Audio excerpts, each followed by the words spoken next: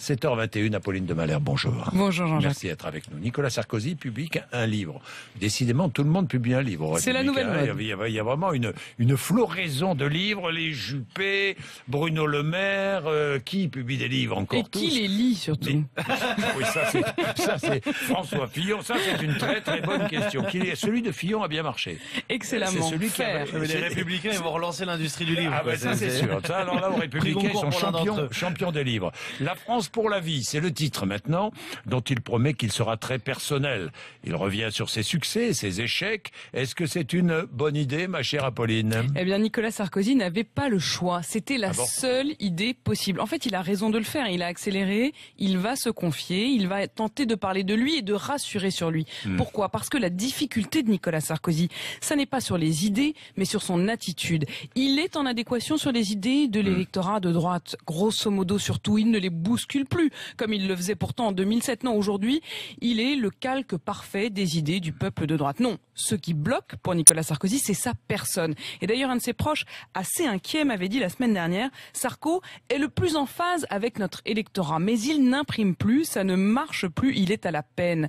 Il y a un sentiment de redite, de déjà-vu quand on l'entend. Il est hystérisant, me disait-il, hystérisant dans ses prises de parole, dans sa gestuelle. Il a un problème de forme. Il n'arrive plus à incarner le message. Il n'est plus crédible. Oui, mais il n'est plus crédible, mais franchement, moi je me souviens de ce qu'il m'a dit lorsque je l'ai vu en tête-à-tête il y a 1 an et demi. Je vous promets, je viens vous voir, je répondre aux questions. Il fuit. Le problème, c'est qu'il fuit la réalité. Pourquoi ne vient-il pas? Il est invité, mais pourquoi ne vient-il pas? Pourquoi? Je ne sais pas. Je pose la question.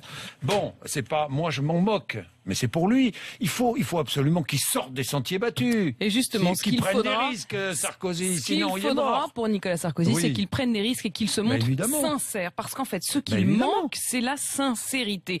Si c'était qu'un livre qui suffisait à vous propulser, effectivement, ça se saurait, puisqu'il y a celui de Copé, puisque Le Maire va en sortir en février, puisque NKM en sortira un en mars.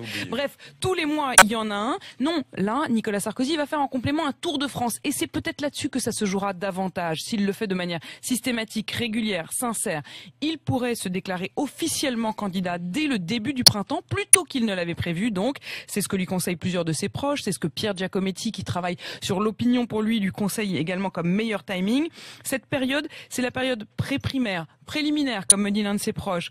Et lundi matin, en réunion dans son bureau, il a dit que cette période qui s'ouvre, elle serait définie par 4 maîtres mots. Ça, c'est du Nicolas Sarkozy aujourd'hui, le Nicolas Sarkozy nouveau, qui dit que ce sera le temps, l'écoute, le dialogue, la patience. Eh bien, à lui de prouver désormais qu'il en est capable. Et l'écoute et le dialogue, qu'ils viennent dialoguer, qu'ils viennent expliquer pourquoi il avait dit qu'il arrêtait la politique et pourquoi s'est-il relancé en politique. Au moins qu'il le dise clairement, et franchement, ça serait tellement plus facile pour lui. A-t-il ce courage? Il est 7h24, vous êtes sur RMC.